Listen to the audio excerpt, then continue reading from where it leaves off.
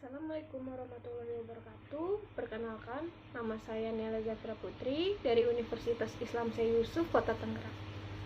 Saya dari Fakultas Ilmu Sosial dan Politik, Program Studi Ilmu Komunikasi Humas. Di sini saya akan menyampaikan tentang peran humanis public relation di era kenormalan baru. Beberapa bulan belakangan keseharian hidup kita telah banyak berubah.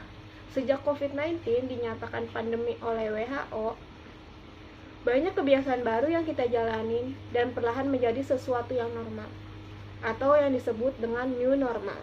New normal adalah suatu waktu di mana Anda bersedia beradaptasi dan menjalankan tatanan baru untuk jangka panjang. Tatanan kehidupan yang produktif dan aman saat beraktivitas normal, ditambah protokol kesehatan merupakan langkah awal di masa new normal atau tatanan kehidupan baru di masa pandemi COVID-19. Keadaan new normal akibat pandemi COVID-19. Sejak Maret 2020, pemerintah Indonesia menerapkan pembatasan sosial berskala besar atau yang disebut dengan PSBB sebagai upaya meratakan kurva angka kasus infeksi COVID-19. Penerapan tersebut menimbulkan banyak efek psikologis karena paksaan perubahan kehidupan sosial akibat pandemi COVID-19. Banyak orang mulai hidup dalam masa transisi, yang mana sebagian besar merasa terseok-seok mengikuti perubahan cepat ini. Para pekerja harus menyesuaikan diri dengan bekerja dari rumah. Penjual berganti lapak dari toko ke platform online.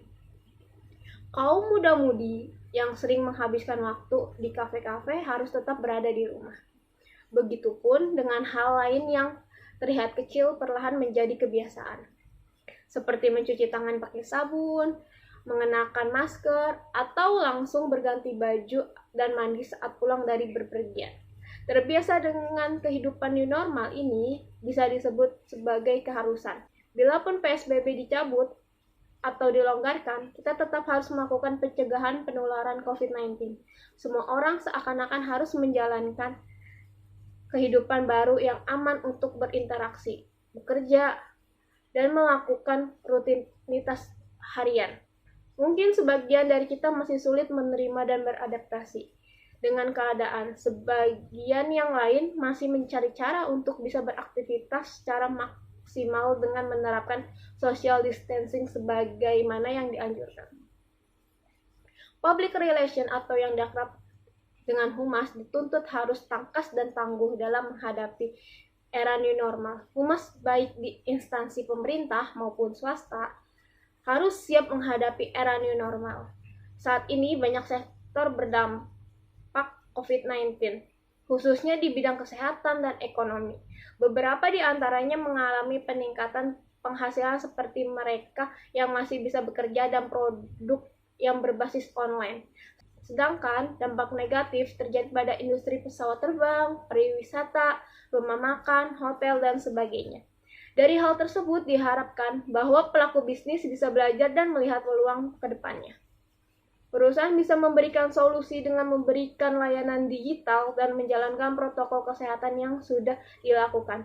Terdapat beberapa peran hubungan masyarakat atau humas di masa pandemi. Yang pertama, melakukan monitoring dan perencanaan kembali berdasarkan data. Kedua, memastikan pelaksanaan protokol kesehatan benar-benar dilaksanakan.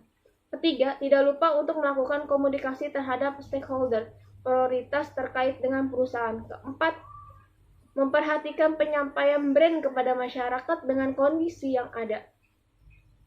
Terakhir, ialah memperhatikan penggunaan konten dan platform.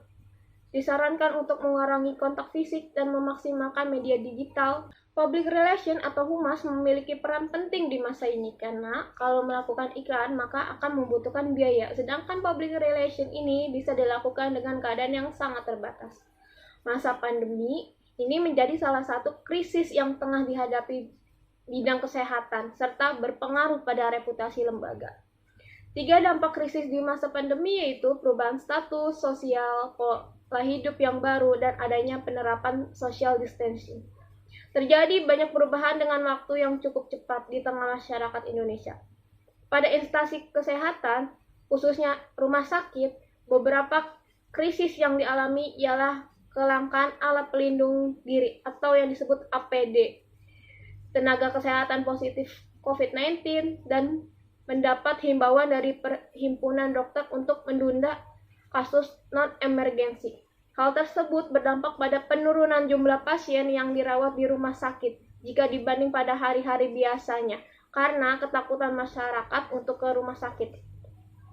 Kemudian tidak sedikit staf dan pegawai dirumahkan serta beberapa dokter tidak membuka praktek. Bahwa kepercayaan masyarakat adalah kunci untuk memperbaiki keadaan saat ini. 3 inovasi dalam menjalankan strateginya yaitu adapt, dan adapt. Ketiga inovasi ini akan menunjuk satu tujuan, yaitu memberikan pelayanan yang maksimal dan baik bagi masyarakat. Peran humas di era new normal ini adalah membuat masyarakat bisa percaya bahwa saat ini kita bisa menyelenggarakan new normal lifestyle dengan inovasi sosial dan edukasi. Para praktisi public relation atau yang disebut dengan PR pun harus siap berhadapan dengan jumlah tantangan baru, mulai dari tetap relevan dengan stakeholder di tengah ketidakpastian, mengatur waktu komunikasi yang tepat di saat tren yang tidak menentu, membangun engagement dengan audiens, hingga memaksimalkan penggunaan platform media yang sesuai dengan objektif komunikasi. Untuk menjawab tantangan tersebut, humas harus tetap berada pada koridornya, yakni menjaga dan membangun reputasi dan citra positif perusahaan melalui pengelolaan, pemantauan, informasi, serta komunikasi terstruktur. Jika dijabarkan, peran tersebut terbagi 4, antara lain internal relation, partnership, and government relation, media relation, dan brand communication. Sekian dari saya, terima kasih. Wabillahi taufiq wal hidayah. Wassalamualaikum warahmatullahi wabarakatuh.